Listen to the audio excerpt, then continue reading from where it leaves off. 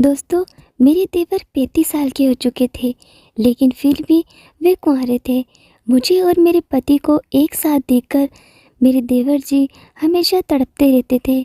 जब भी मेरे पति कहीं बाहर जाते तो मौका पाकर देवर जी मुझे अपने कमरे में बुला लेते या फिर देर रात तक मेरे कमरे में आ जाते।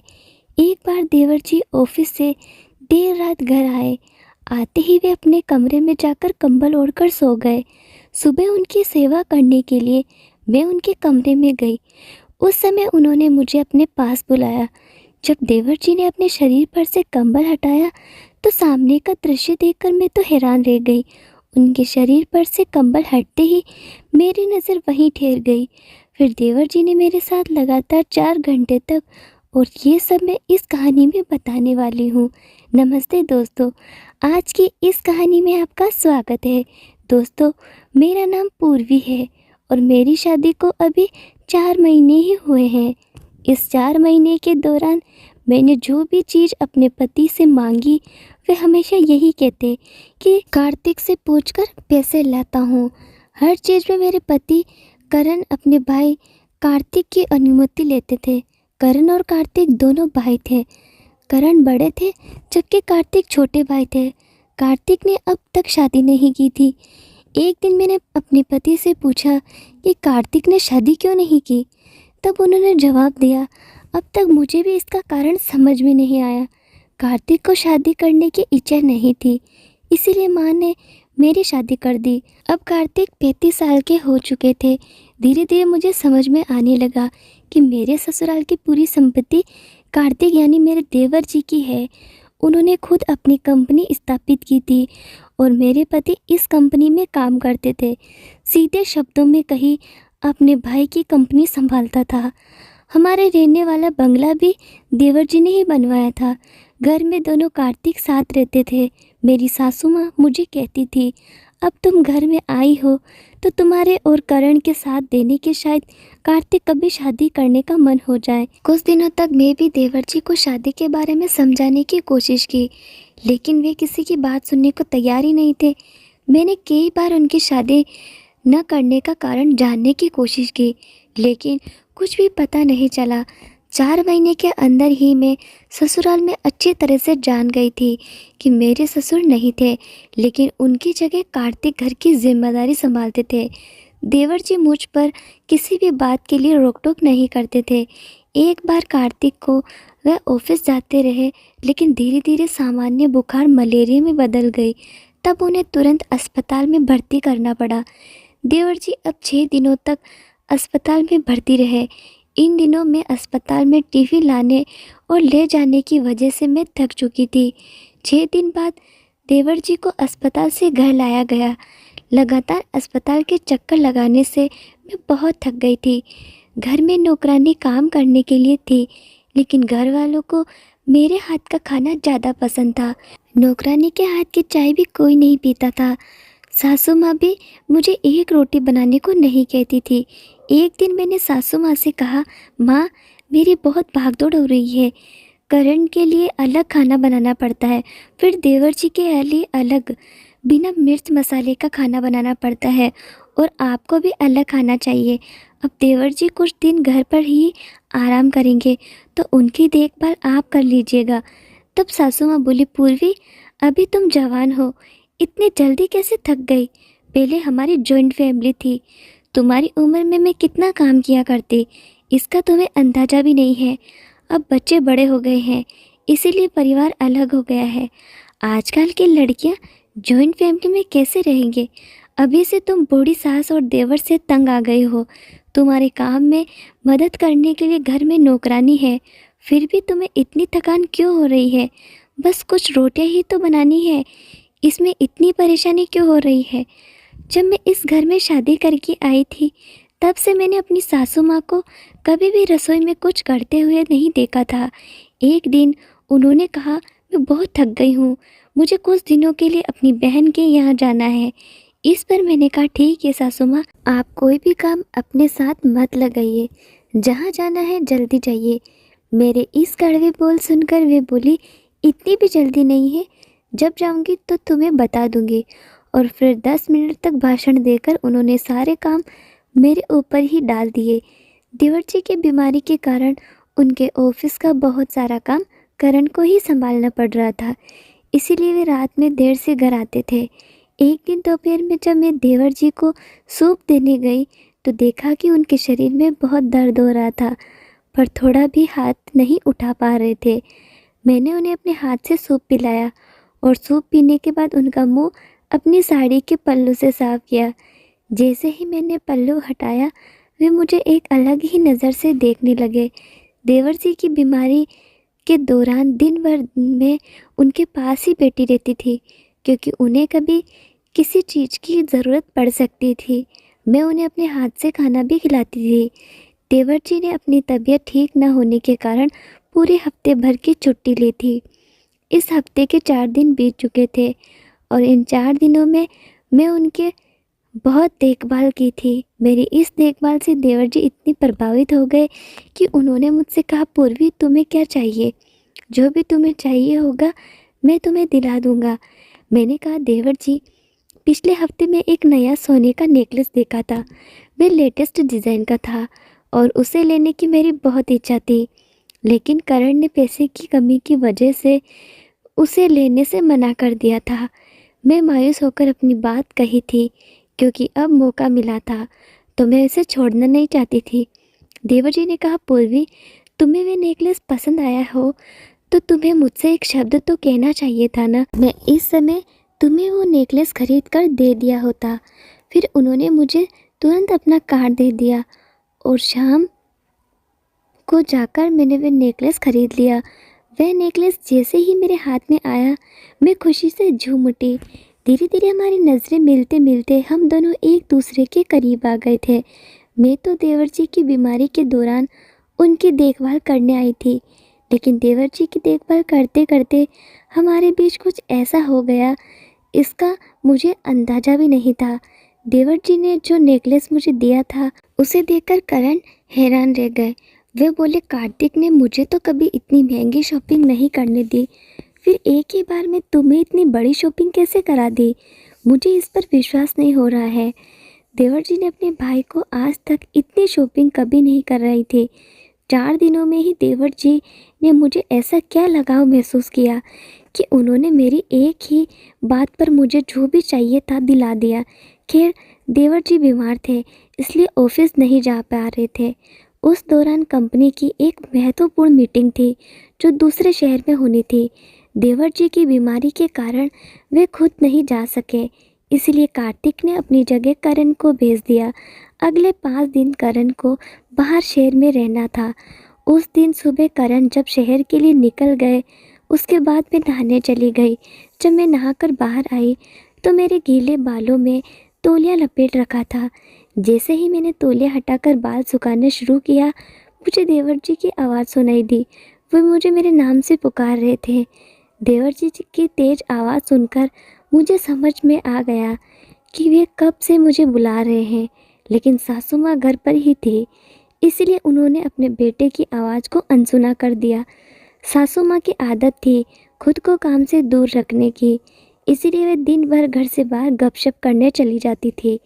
तभी मैं दौड़ते हुए देवर जी के कमरे में गई। दौड़ने की हड़बड़ी में मेरे बालों से गिर गया तौलिया। कमरे में पहुंचते ही मैंने कहा, देवर जी आपको कुछ चाहिए था क्या? मैं नहा रही थी इसीलिए आपकी आवाज़ नहीं सुन पाई। देवर जी बोले, पूर्वी आज मुझे थोड़ी जल्दी भूख लग गई है और नाश्ता मिल जाता तो अच्छा होता, इसीलिए मैंने तुरंत नाश्ता बनाने का निर्णय लिया। जाने से पहले मैंने सोचा कि देवर जी को उनके नाश्ते से पहले वाली दवाई दे दूँ। उनकी दवाई का बॉक्स उनके बिस्तर के पास रखा हुआ था, लेकिन वह बॉक्स काफ़ी नीचे था। जैसे ही मैं उसे लेने के लिए नीचे झुकी, मुझे अपनी पीठ पर देवर जी का हाथ महसूस हुआ। मैंने तुरंत ही सीधा खड़ा होकर उनकी ओर देखा। कुछ कहने ही वाली थी कि देवर जी बोले, पूर्वी तुम्हारी पीठ पर तुम्हारे गीले बालों में तुम और भी ज़्यादा अच्छी लगती हो। सुबह सुबह देवर ने मेरी सुंदरता की तारीफ करने लगे थे। उनकी बातों से मुस्कुराते हुए मैं तुरंत ही नाश्ता बनाने चली गई। नाश्ते में मैंने उनकी पसंद का नाश्ता बनाया।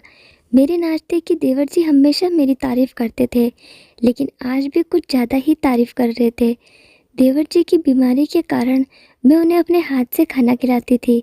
उस रात जब मैं उन्हें रोटी खिला रही थी, उन्होंने मेरी उँगली काट दी। इतने दिनों ये पहली बार हुआ था।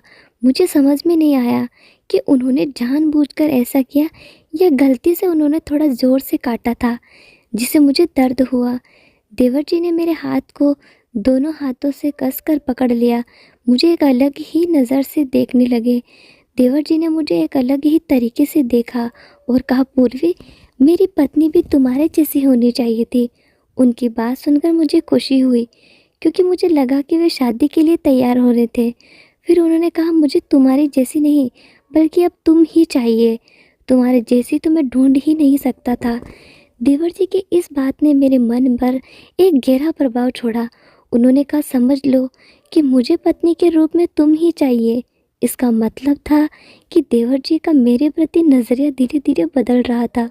उस समय मैं उनकी बातों पर ज़्यादा ध्यान नहीं दिया, लेकिन धीरे धीरे मैं भी उनकी ओर आकर्षित होने लगी। देवर जी की बीमारी ने हमें एक दूसरे के और करीब आने का मौका दिया। इन दिनों देवर जी मुझसे ज़्यादा बातें करने लगे थे और अपनी भावनाएं मुझसे व्यक्त करने लगे थे। उस दिन मुझे ऐसा महसूस होने लगा था कि देवर जी को मैं पसंद आने लगी हूँ। देखते ही देखते देवर जी की छुट्टियाँ ख़त्म होने लगी और मेरे पति भी घर लौट आए। करण के घर आने के बाद रात में उन्होंने मुझसे कहा, कार्तिक ने तुम्हें नेकलेस दिया और शॉपिंग के लिए अपना कार्ड भी दे दिया। वे तुम्हारी इतनी परवाह करते हैं तो तुम उनसे मेरे लिए 5 लाख रुपए मांग कर, मुझे कुछ अर्जेंट पैसे चाहिए। मैंने उनसे पूछा, आपको इतने पैसे किस लिए चाहिए? उन्होंने जवाब दिया, मुझे एक बड़ी गाड़ी खरीदनी है, ये मेरा सपना है। और करण सो गए। फिर मैं अपने कमरे से बाहर आ गई, क्योंकि मैं देवर जी को हल्दी वाला दूध देना भूल गई थी। पिछले कुछ दिनों से देवर जी के कैल्शियम की कमी के कारण हल्दी वाला दूध पी रहे थे, इसलिए मैं रोज़ रात उन्हें दूध देती थी। उसे रात में भी उनके कमरे में दूध लेकर गई। दूध का गिलास उनके कमरे में रखकर मैं निकलने ही वाली थी कि देवर जी ने मेरा हाथ पकड़ लिया और फिर बोले, पूर्वी, इतनी जल्दी क्यों जा रही हो? बैठो, मुझे तुम्हारे साथ बातें करना अच्छा लगता है। देवर जी मेरी छोटी बड़ी बातों पर ध्यान दे रहे थे। उन्होंने कहा, ये नाइटी तुम पर बहुत अच्छी लग रही है। वैसे भी तुम बहुत सुंदर दिखती हो। मेरी इतनी तारीफ तो मेरे पति ने भी नहीं की थी। मुझे लगने लगा कि देवर जी की मेरी प्रति भावनाएं बदल रही है।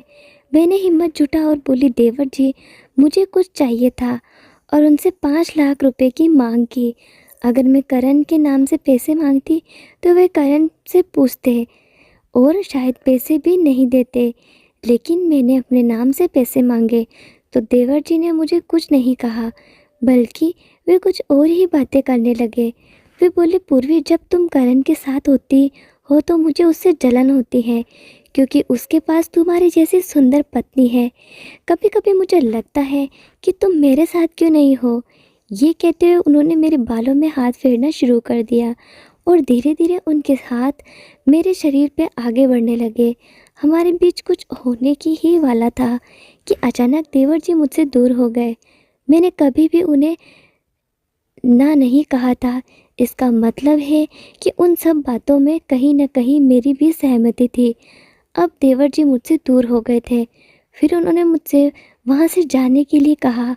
कुछ समय पहले वे मुझसे करीब होने की कोशिश कर रहे थे, लेकिन अचानक ऐसा क्या हुआ, ये मुझे समझ में नहीं आया। उस रात के बाद पूरे 2 दिन तक देवर जी ने मुझसे बात तक नहीं की। उन्होंने चुपचाप मेरे हाथ में 5 लाख रुपए का चेक दे दिया था। मैंने वह चेक अपने पति करण को दिया। करण ने कहा, देवर जी इतनी मेहरबान कैसे हो गए तुम पर? यह तो तुझे समझ नहीं आ रहा। तो रोज़ का भी हिसाब पूछते हैं और तुम्हें एक ही बार में इतनी बड़ी रकम दे दी। देवर जी और मेरे बीच किस प्रकार का रिश्ता बन रहा था, इसकी देवर जी को ज़रा भी खबर नहीं थी। मैंने उसकी बात पर सिर्फ सर हिलाया और करण ऑफिस जाने के लिए निकल गए। इसी दौरान देवर जी भी ऑफिस के लिए निकल रहे थे। घर में अब मैं अकेली थी। नौकरानी भी सारे काम निपटाकर जा चुकी थी। सभी के जाने के बाद मैं आराम से नहाने चली गई। नहाने के बाद मैं अपने कमरे में साड़ी पहन रही थी। मैंने बस पल्लू ही ओढ़ा था कि तभी मेरे कमरे का दरवाज़ा खुला और सामने से देवर जी अंदर आए। उन्हें देखकर मैं पूरी तरह से हड़बड़ा गई क्योंकि मेरे शरीर पर पल्लू भी नहीं ठीक से नहीं था। मैं जल्दी से पल्लू ओढ़ने लगी। देवर जी मेरी ओर आए और बोले, पूर्वी, इतनी जल्दबाजी की ज़रूरत नहीं है, तुम्हारी सिर्फ थोड़ी सी साड़ी ही तो उलझी है। मुझे तुमसे कुछ बात करनी है। अब घर में कोई भी नहीं है, इसीलिए मैं आधे रास्ते से वापस आ गया। देवर जी को घर में किसी न के होने पर मुझे ऐसी क्या गुप्त बातें करनी थी। मेरे मन में अनगिनत सवाल चल रहे थे। विचार कर रही थी कि कभी देवर जी मेरे सामने आकर मुझसे माफ़ी मांगने लगे। देवर जी को माफ़ी मांगने का ये तरीका मेरे लिए बहुत ही अजीब था। मेरे मन में सवालों का बवंडर चल रहा था कि आखिर देवर जी को ऐसा क्या कहना था जो उन्होंने इतना सस्पेंस क्रिएट किया। जब देवर जी मेरे सामने आकर माफ़ी मांगने लगे तो मैं हैरानी से पूछा, देवर जी, आप मुझसे किस बात की माफ़ी मांग रहे हो? देवर जी ने कहा, पूर्वी, 4 दिन पहले जब तुम रात को मुझे हल्दी का दूध देने आई थी, तब मैं तुम्हारे साथ बुरा व्यवहार किया और तुम्हारे कमरे से जाने को कह दिया। उस दिन मेरे बर्ताव ने मुझे बहुत बुरा महसूस कराया, इसीलिए मैं तुमसे माफ़ी मांगने आया हूँ। मैंने कहा, कोई बात नहीं देवर जी, मुझे आपकी उस हरकत का बिल्कुल भी बुरा नहीं लगा। आप तो मेरे अपने हैं। मेरी ये बात सुनकर देवर जी और भी ज़्यादा मेरे करीब आ गए। उन्होंने कहा, तुम्हारा ये अपनापन मुझे पागल कर देगा। इसके बाद उन्होंने फिर से मेरे साथ नज़दीकियाँ बढ़ाने की कोशिश की कि इस बार मैं उन्हें रोकने के बजाय प्रतिक्रिया देने लगी थी। लेकिन अचानक देवर जी ने मुझे पास से दूर कर दिया और फिर माफ़ी मांगते हुए वहाँ से चले गए। इस हरकत पर मुझे गुस्सा आने लगा था। बार बार मेरे करीब आकर मेरी भावनाओं को जगाकर पल भर में मुझसे दूर हो जाना मेरी चिड़चिड़ाहट बढ़ा रहे थे। देवर जी ने 2 बार ऐसा किया, लेकिन अब मैंने तय कर लिया था कि मैं उनके पास जाकर ही रहूँगी। उस रात जब सासू माँ घर पर नहीं थे और मेरे पति भी थोड़ी ही देर में गहरी नींद में चले गए, तो मैंने मौका देखा। जब मुझे यकीन हो गया कि करण गहरी नींद में सो रहे हैं, तब मैं धीरे से उनके बगल से उठकर बाहर निकल गई। मैं खुद को संभालते हुए देवर जी के कमरे में पहुंची। देवर जी सोते हुए दिखाई दे रहे थे। मैं उनके पास पहुंची, तभी अचानक कमरे की लाइट जल गई। पीछे मुड़कर देखा तो सामने मेरे पति खड़े थे। मेरे पति ने कहा, पूर्वी, तुम मेरे भाई के साथ क्या कर रही हो? करण ने अचानक देवर जी को इंजेक्शन लगाते हुए देखा और तुरंत मेरे बगल में खड़े डॉक्टर की कॉलर पकड़ ली। मैंने डॉक्टर को खुद अपने साथ लाई थी और मेरी ही बात पर वे देवर जी को इंजेक्शन लगा रही थी। हमारे शोर से देवर जी भी नींद से जाग गए और उन्हें कुछ समझ में नहीं आया कि क्या हो रहा है। करण ने कहा, कार्तिक, आप बिल्कुल भी चिंता मत करो, मैं आपको कुछ भी नहीं होने दूंगा। मेरी पत्नी आपके साथ ऐसा कुछ करेगी, इसकी मैंने कभी कल्पना भी नहीं की थी। ये सुनकर मैं भी हैरान रह गई। करण ने देवर जी को बताने लगे कि पूर्वी किसी डॉक्टर के साथ लेकर आई है और ये दोनों मिलकर आपको कोई इंजेक्शन देने वाली थी। देवर जी ने करण को शांत किया और कहा, मुझे अभी भी विश्वास नहीं हो रहा कि देवर जी कुछ गलत कर सकते हैं। फिर देवर जी ने मुझसे कहा कि पूर्वी, ये सब क्या है? तुम मेरे साथ क्या करने वाली थी? मैंने धीरे धीरे बोलना शुरू किया। देवर जी ने मैं अपने साथ गुप्त रोग विशेषज्ञ का इंजेक्शन लेकर आई थी क्योंकि मुझे आप पर शक था कि आपके अंदर कुछ कमी है। आप 35 साल के हो गए हैं और आपकी इतनी संपत्ति है, फिर भी आपने शादी क्यों नहीं की? करण, मैं तुमसे भी कई बार इस बारे में पूछा, लेकिन तुमने भी कुछ नहीं बताया। मुझे पता शायद देवर जी ने अपनी कमी सभी से छुपा रखी है। मुझे इसकी जांच करनी थी, इसीलिए आज मैं डॉक्टर को लेकर आई थी। डॉक्टर आपको बेहोशी का इंजेक्शन दे रहे थे ताकि वे ठीक से जांच कर सके और आपको इसके बारे में पता न चले। मेरी बात सुनकर देवर जी बोले, पूर्वी, तुम्हें किसने बताया कि मेरे अंदर कुछ कमी है? तुमने ऐसा क्यों सोचा? मैंने जवाब दिया, देवर जी, कई बार आप मेरे करीब आते रुक गए थे। आपकी बातों में भी एक झिझक थी, इसीलिए मैं सच्चाई जानना चाहती थी कि क्या आपके अंदर सच में कोई कमी है या शादी न करने का कोई कारण है। इसी वजह से मैं आपसे मीठी मीठी बातें करती थी। देवर जी, अब तो सच बता दो कि आपके अंदर किसी प्रकार की कोई कमी है जो आप शादी करने के लिए इनकार कर रहे हैं। देवर जी ने तब गंभीर स्वर में कहा, मेरे अंदर किसी प्रकार की कोई कमी नहीं है। मेरी शादी न केवल करने का सिर्फ एक ही कारण है और वह है मेरा प्यार। जब मैं 20 साल का हो गया था तब से ही मैं अपने बचपन की दोस्त क्यारा से शादी करना चाहता था। क्यारा मुझे बहुत प्यार करती थी और उसके परिवार ने भी हमारी शादी के लिए अनुमति दे दी। मैं अपनी माँ से भी अनुमति लेने वाला था, लेकिन कुछ ही दिनों में हमें पता चला कि क्यारा को बहुत बड़ी बीमारी है।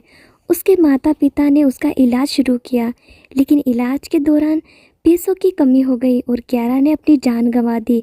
उस समय मेरे पास इतना पैसा नहीं था कि मैं अपने प्यार को बचा सकूं। उस दिन के बाद से मैं शादी का विचार अपने दिमाग से निकाल दिया और सिर्फ पैसा कमाने का ठान लिया।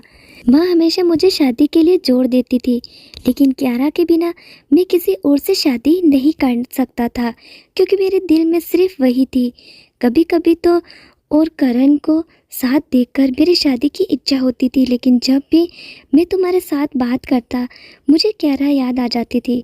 आखिरकार मैंने अपने मन को समझा लिया कि जितनी भी कोशिश कर लूँ मैं क्यारा के अलावा किसी और से शादी नहीं कर सकता।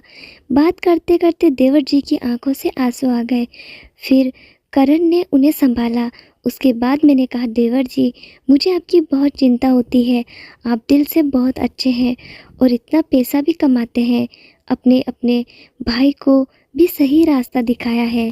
कल हमारी संतान आपको पापा जैसा समझेगी, लेकिन वह आपकी संतान नहीं होगी।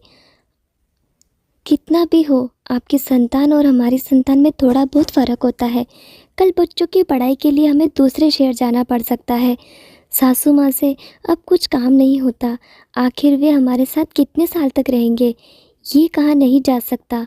आप कितने दिन अकेले ज़िंदगी जिएंगे। अभी भी आपकी शादी का समय नहीं गया है। एक बार किसी लड़की को अपनी ज़िंदगी में थोड़ा सा समय देकर देखिए। निश्चित रूप से आपको उसमें भी अपनी क्यारा नज़र आने लगेगी। आपका घर बसा देखकर माँ को भी संतोष मिलेगा। देवर जी, प्लीज़ आप तो शादी के बारे में सोचिए। अभी भी आप शादी करें, इसी वजह से मैं ये सब कोशिश कर रही थी। मेरी बात ख़त्म होते ही करण ने मुझे और देवर जी से माफ़ी मांगनी शुरू कर दी। वे बोले, पूर्वी, मुझे माफ़ कर दो, मैं तुम्हें गलत समझ रहा था। मेरा छोटा भाई जो मुझे पैसे पैसे का हिसाब लेता था, तुम्हें एक शब्द पर सब कुछ कैसे दे रहा था, ये मुझे समझ में नहीं आ रहा था। भाई ने 5 लाख का चेक भी तुम्हें दे दिया। मुझे ये समझ में नहीं आया क्योंकि मुझे गाड़ी नहीं लेनी थी। मैं तो बस तुम्हारी परीक्षा ले रहा था। कार्तिक तुम्हें इतनी बड़ी रकम देते हैं या नहीं? जब तुम्हारे हाथ में ये 5 लाख का चेक रखा तब मुझे समझ में आया कि तुम्हारे और कार्तिक के बीच कुछ गलत संबंध नहीं है। मुझे माफ़ कर दो कि तुम दोनों पर शक किया। घर में दूसरा कुंवारा भाई होने पर ऐसी गलतफहमियां तो होती है। मैं और देवर जी ने करण को माफ़ कर दिया और अगले दिन मैं कार्तिक की शादी के लिए बल्कि 20 प्रस्ताव लेकर आई। उनमें से एक लड़की को देवर जी ने पसंद कर लिया, लेकिन उन्होंने शर्त रखी कि 2 महीने तक उस लड़की को जानना चाहेंगे और उसके बाद ही शादी का फैसला करेंगे। हमने उनकी शर्त मान ली। 2 महीने बाद उन्होंने शादी के लिए मंजूरी दे दी। उनके घर बसता देखकर सबसे ज़्यादा खुशी मेरी सासू माँ को हुई थी। आखिरकार लाख कोशिशों के बाद मुझे सफलता मिली और मैं देवर जी के हाथ में उनके बुढ़ापे का सारा सौंप दिया। तो दोस्तों, हर परिवार में पूर्वी जैसी लड़की हो तो हर घर में हमेशा हंसता खेलता और खुशहाल रहेगा। तो दोस्तों, अगर आपको ये कहानी पसंद आई हो तो इसे लाइक करें और अपने दोस्तों के साथ शेयर करें। आगे भी ऐसी ही रोमांचक कहानियों के लिए हमारे चैनल को सब्सक्राइब ज़रूर कर दें। धन्यवाद।